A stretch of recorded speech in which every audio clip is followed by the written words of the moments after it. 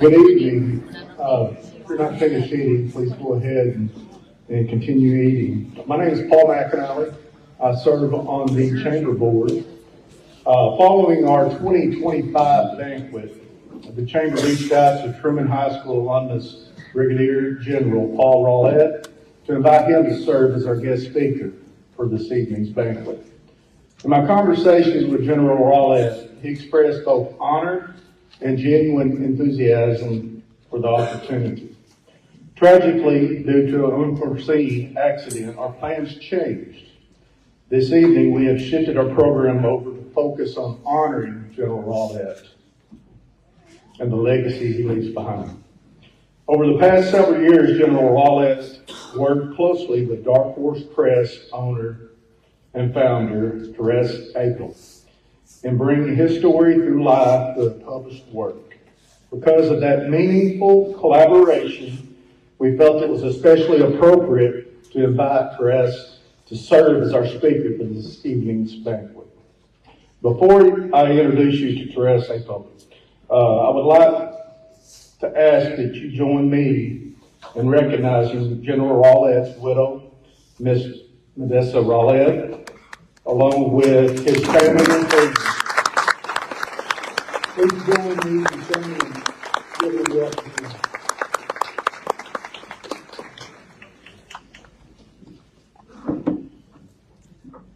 Therese Apel is a seasoned crime and investigative journalist and founder of Dark Horse Press, with a career stretching from local print newspapers to radio to television news. She has built a reputation for tenacious, ground-level reporting and a commitment to telling stories with clarity, integrity, and impact. The daughter of a prosecutor turned Presbyterian minister, Therese began her journalism career at just 15 years of age, writing for the Copiah County Courier in Mississippi. She learned the newsroom fundamentals the hard way. Over the years, she worked for Mississippi outlets, including the state's major daily newspaper, the Clarion Ledger, and the largest television station in Mississippi, WLDT. In 2021, seeking a return to the roots of crime journalism, Therese started Dark Horse Press, Mississippi's hometown news source. The site was founded on an old-school, boots-on-the-ground model with focus on crime, cold cases, and stories of justice, delivering just the facts to readers without leaning into partisanship and narratives. Therese's reporting has covered some of Mississippi's most high-profile and troubling criminal investigations. She also spent several years doing groundbreaking investigative work on gangs in Mississippi. Beyond her reporting, Apel sees journalism as a mission to call out liars, honor the brave, speak for the voiceless, and do it with a relentless honesty and humanity. Please join me in welcoming Miss Apel.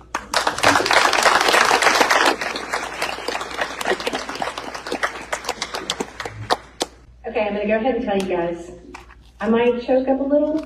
I'm sure they're still cutting onions back there somewhere. If you do too, none of us saw it. Okay? Thank you very much. So, I met Paul because of the Jessica Chambers case, and we're going to talk about that a little bit too. But I just want to tell you guys how honored I am to be here to get to tell this story. And let's do it. Chinese philosopher Lao Tzu wrote, "Because of a great love, one is courageous." When I try to find the one thread that runs through everything that Paul was, through his work, his friendships, his leadership, the way he moved through the world, that's the sentence I keep coming back to. I've used it on several occasions on social media, and it's because Paul loves other people so much more than he loved himself, in ways that were self-sacrificing and unassuming and often completely outside the expected playbook. It wasn't a strategy or something that he learned in a book or in a class. It seeped into everything he did. It was how he dealt with people. It shaped his legacy in ways I don't think he could have planned and in ways that have become clearer the longer he's been gone. That love is why he was courageous. It's why he was good at what he did. And he was, in every sense of the word, courageous and good at what he did. If he could see all this attention, he'd have that look on his face. And if you knew him, you know that look. That one. The smirk started at the corner of his mouth, and then you'd know he was thinking something that he wasn't quite ready to deliver just yet. And then finally he'd say it. It would be deep or hilarious or cutting. And it was always exactly right. You always wished you would have thought of it first. That was Paul. I met him in the middle of one of the most high-profile murder investigations in Mississippi history. I was a journalist, and he was an analyst, and the rules of engagement between those two things are very clear. He has information that I want, and it's everybody's job to keep me from getting it, right? I'm looking at Jay here. He's the district attorney now, assistant DA at the time. So it's not usually a recipe for friendship, but Paul was one of those guys that just made friends with pretty much everybody he came across. If Paul didn't like you, you were a bad person. And there are a lot of bad people he liked too. Now, his nickname for me was Boot Camp, because I think he had a little bit of a nickname for just about everybody. There's a lot of people around him that he added a Y to the end of your name, Scotty and Timmy and Jay, your name already had a Y on it. So he called me Boot Camp because he thought my cute little morning routines, workout routines, were too dramatic, that I just hated them too much, and since he had done real boot camps, he was mocking me, which was funny. Now in this case, I want you guys to know the dynamic that was going on here. So please understand there was very much a sense of humor among this group of investigators that I found myself in the middle of during this trial, during this entire case. And so I got permission to show you this word. I'm going to abbreviate, but as the case went on, one day I used Twitter and I said that I heard that Paul was a real BA, because he was so good at everything he did.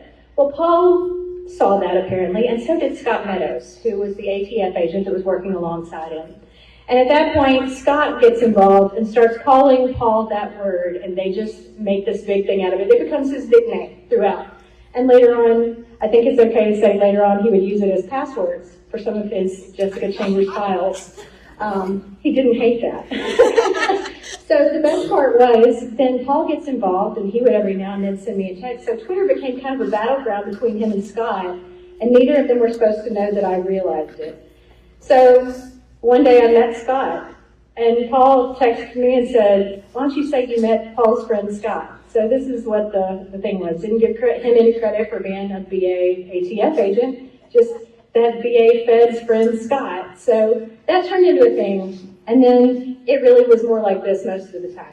They would just send me funny texts, and one of them was, "Life's always a party when you're a BA." That was Paul. So I didn't know it at the time when I nicknamed him that. And we're going to get to this in a second, but I didn't know it when I nicknamed him that, how much of that he actually was. He had earned that over years of methodical work that most of us will never know about, in conference rooms we weren't allowed in and we weren't cleared to know about. So I think I was asked to speak today. Well, I know I was, because Paul and I were working on a book. And I want to tell you how that happened, because that was very Paul. It started on the slide you're looking at right there, the day that Quentin told us they had the press conference that he had been indicted. So Paul sends me this photo of the other two investigators on the case, Scott and Tim, just shoots it from inside the DA's office. I'm sitting out there with 200 other, not that many, but a lot of other journalists waiting on this press conference. So he sends me this and says, "Promise me that this will be the cover of the book when you write it." And I was like, "Yeah, okay, like, are y'all done yet? Like, can we do this thing?" But I have kept it through all these years. It's not going to be the cover of the book, but I wanted to show you what it would look like if it was. So, he had been talking to me about writing this book for a long time, clearly from the day that Tellus was indicted. And I fought him on it every single step of the way. Every step. I told him that I write for a living. Why would I want to write in my free time? I told him that, his technical writing style. He wrote, in some cases, he wrote very much like a technical writer. And so the first bunch of stuff he gave me was very technical. And I was like, I don't want to write your stuff and rewrite it and write my stuff. And I don't want to write, Paul. And so at some point, he would come back and he would have a better argument. So I would argue him down again because I'm good at that, because I'm a professional. And then he would do this thing that if you know him, I'm sure you'll recognize it. And he would just go, like I'd say, Paul, there's all these reasons, here's 10 reasons. And he'd say, yeah. And he'd let it hang there for a second, like with this implied but. And then he'd give me an argument that I couldn't fight with. And so finally,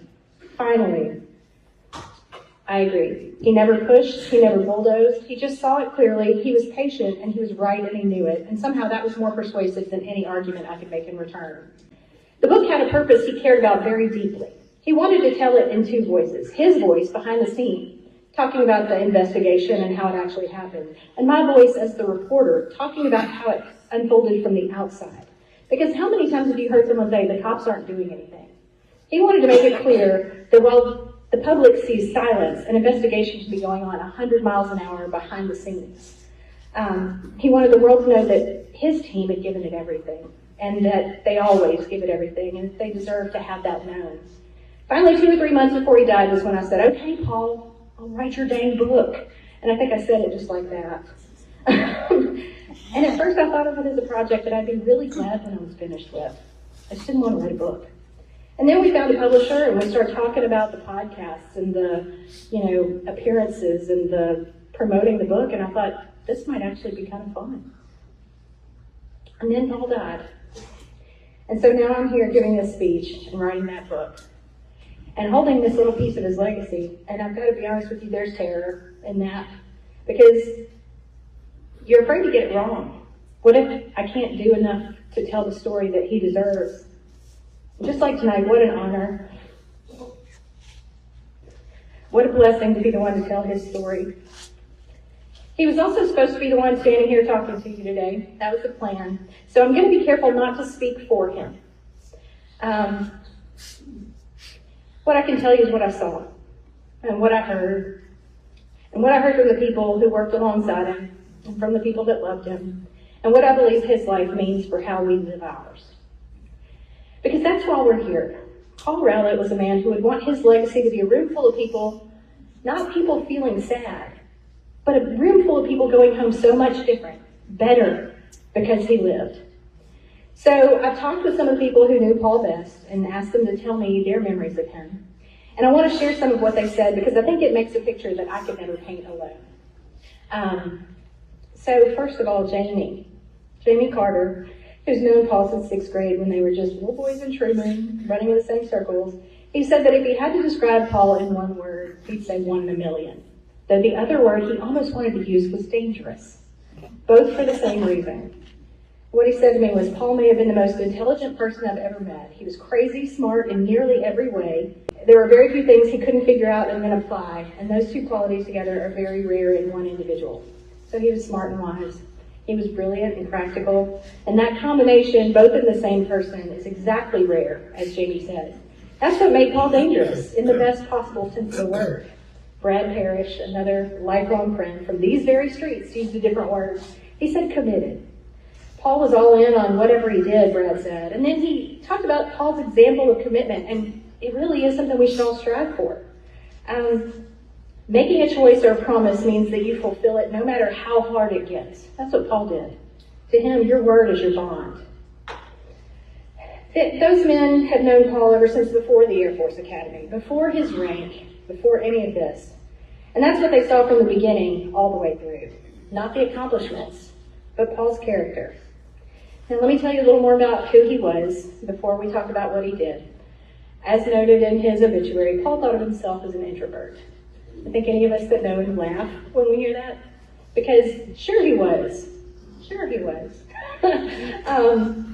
thought of himself as a nerd. He said it plainly, without apology, and he meant it as a compliment because to Paul, it meant that you cared more about getting things right than looking cool while you get it wrong. When I told him I'd met Cindy Storer, who was the intelligence analyst that the movie Zero Dark 30 was written about, he just kind of laughed and he was like, she's a nerd like me. It wasn't like, cool, that's the one that got Bin Laden. It was like, yeah, nerd, yay. But he was a graduate of the U.S. Air Force Academy. He competed in Ironman events. He rose to the rank of Brigadier General in the Arkansas Air National Guard, worked for the Department of Justice as an analyst. He bent trajectories of federal investigations with his work. He worked for the Department of Defense in capacities we can't even talk about because none of us even know. But he was also the reason we're all here, the reason we all love him. He was the guy next door. He was the guy that would give you a hard time about your morning workout. He was the guy whose face would light up if he got to heckle you about his Arkansas Razorbacks.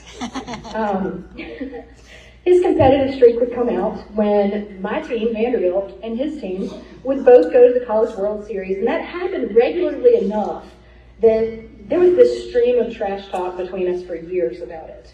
My family's attended Vanderbilt for 5 generations, and there's nothing stayed good to Paul. He didn't care. After they won it all at the College World Series in 2019, I get this text in the middle of the night. What's that? And I look and it's Paul. I'm like, what? And I look and it just says, hey, boot camp, Vandy sucks.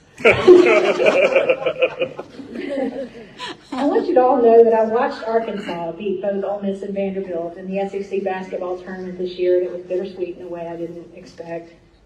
I went to Ole Miss, by the way. I can't believe I'm saying this out loud, but I was actually a little bit proud to see the Razorbacks win. It was a little bit of a gut punch when I couldn't text Paul and tell him they suck. So he used to call into an Arkansas sports radio show so often that they knew him simply as the General. When he died, they talked about it on the air. They were as brokenhearted as any of us, and his death, it affected people that he'd never met face to face. That's what happens when someone is genuinely, authentically themselves. It travels. It reaches people. And it matters to complete strangers. He was the guy who, when a nervous employee walked into his office at his new assignment in Florida, I think I forgot to switch the slide. I'm just filling that up so you don't have to look at me, okay? But so a young guy walks in when Paul has recently become the General at his new post in Florida. Actually, Brad told this story to me. And so he's nervous. He's scared. You got to meet a General, right? And he walks in, and Paul's sitting behind his desk, and he looks at him and he says, "What up, dog?" That's Paul. Jamie Carter told me a story about a guy's trip to Alabama. Paul had brought his boat, and they were out on the water fishing one day, and apparently Paul and the trolling motor just weren't getting along at all. And so Jamie told him, "It's a good thing you went into the Air Force instead of the Navy, because if you wouldn't be a general, you'd be a seaman." And you might have guessed what Paul said already. Just like we all know, he said, "Dang." That was Paul. But we're not here because he was a normal guy. I mean, we are, but we're not. We're here because he was a normal guy who chose every single day to be extraordinary. And then he refused to make a big deal out of it.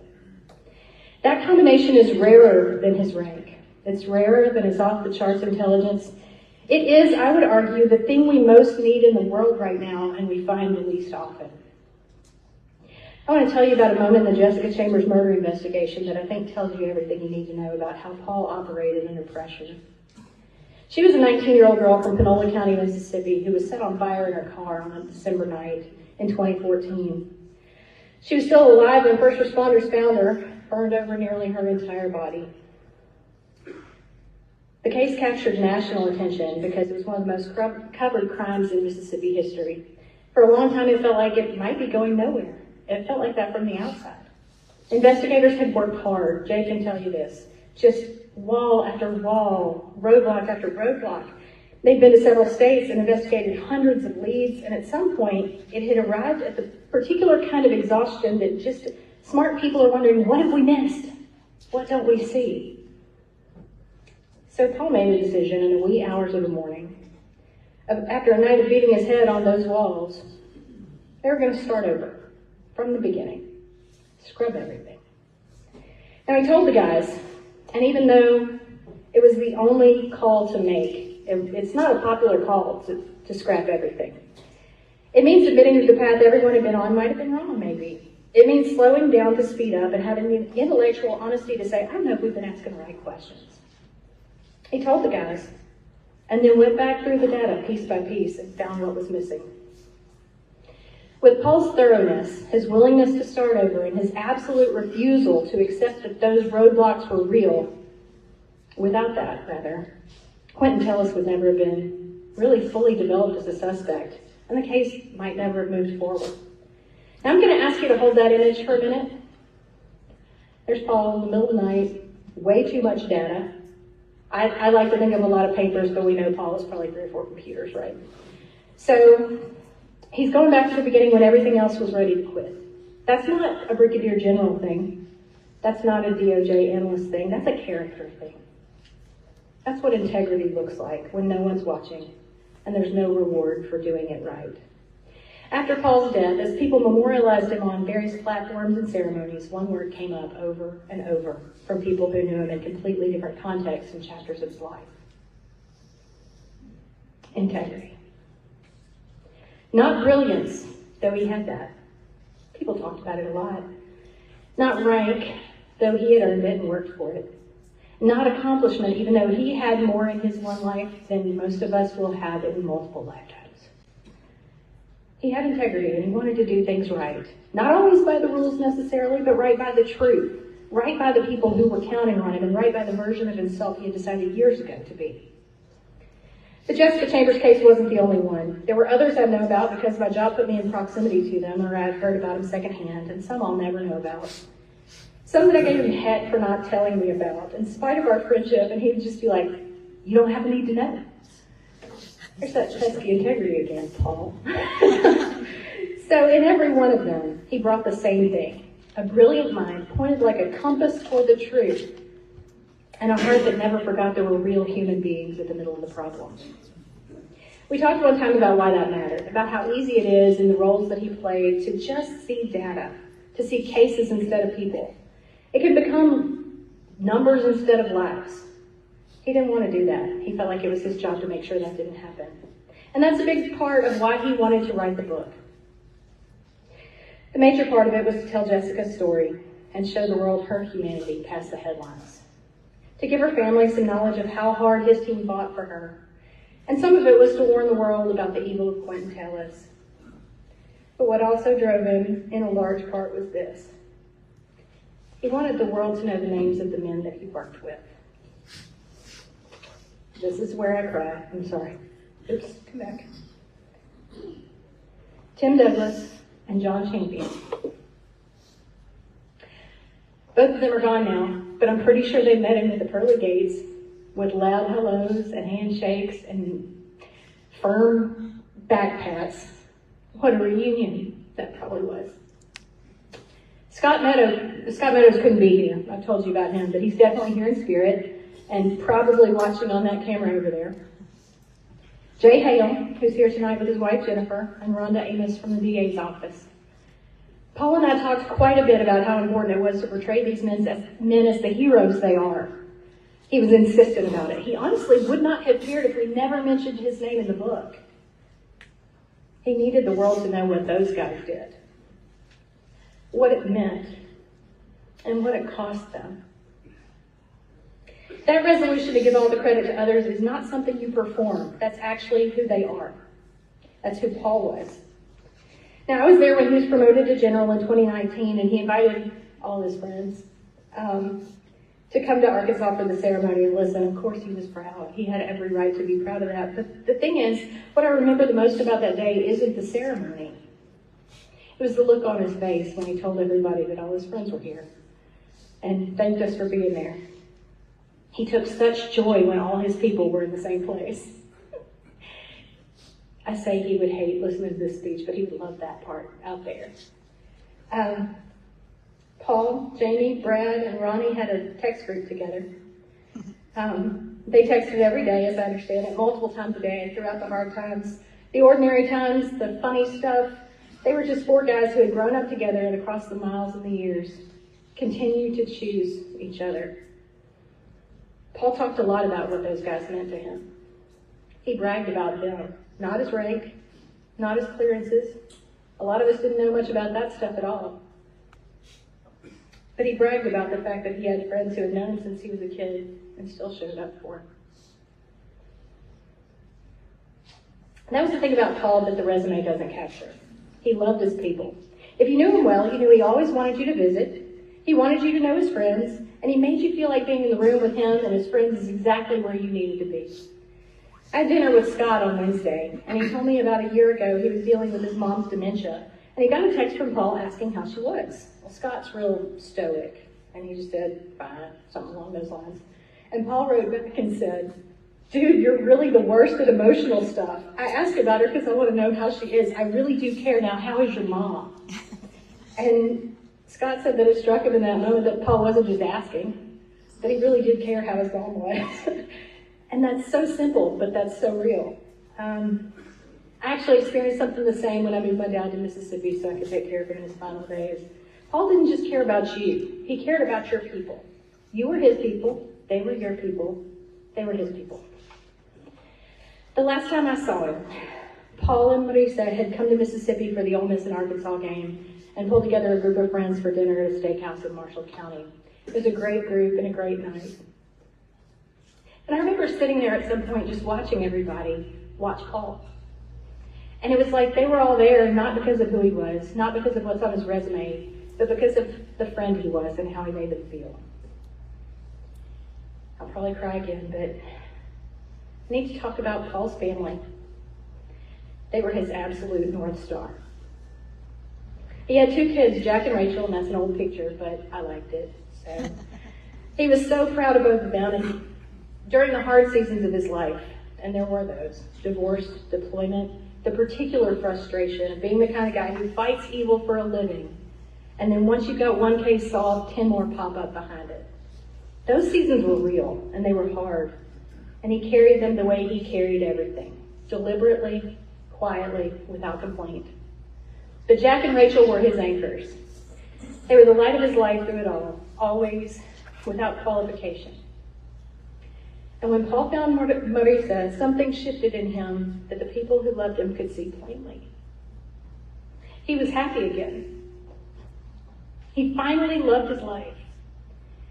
His job, his house on the beach, his boat. And I need you to note that that boat was called the Yamahog, which is the most Paul Rowlett thing that ever happened on water. There was nothing performative about his happiness. There was no pretension or image management. He was just a guy that had found his people and his place and his purpose, and he let himself enjoy it fully. Finally. That kind of authenticity, the childlike ability to simply love your life without having to validate it. It's rarer than people think. Most of us spend enormous energy managing how we appear. Paul spent that energy on actually living. I want to tell you one more story before we talk about what Paul's legacy means to us in this room. Scott and Lori is Scott's wife. They are friends of Paul's from Oxford, of course. When Paul died, one of the first things Lori told me about was that Scott really misses their phone calls. I think we all feel that. It's a kind of a grief that is its own kind of grief, that silence. But she said also that there was an example that she could give of who Paul was and how it changed her life. It's very simple. It was just who Paul was. She said Scott and Paul were having breakfast together at a restaurant in Oxford, and they were talking about her daughter Darby, who had been selected to attend the U.S. Naval Academy. And Lori, being a mother, of course, is terrified. What does this mean? What's going to happen? What does an oceanic engineering degree have to do with anything in the real world? Well, Paul, he hears her frustration and her nervousness, and he explains something that I think sounds pretty familiar. He said the degree itself isn't the point. What future employers are actually looking for are people who have held high priority positions, who have operated under incredible stress, who are trained to lead others through complex problems and find solutions when the stakes are real. And Darby would have all of that. The Academy wouldn't just give her a degree, it would give her a way of thinking and leading that would translate anywhere she wanted to go. It sounded like Paul to me. I hope Paul knew how thankful I was, Lori said. I know I told him, and I hope he felt it. Because he was interested in people, and he was good at seeing them clearly. That combination made him generous in ways he didn't even know about, and ways that lasted. That is the thing that no rank can give you, and no rank should ever be able to take away from you if you have character. So, here's the leadership question I want to put to this room. What do we do when a light of that magnitude, my note says has been extinguished, but I don't think Paul's light will ever be extinguished. So let me rephrase. What do we do when a light of that magnitude has been dimmed, magnitude has been dimmed. The easy answer is to grieve it. We should grieve Paul. Hard and long and deeply for a long time. But the answer that Paul would want to give, he would want for us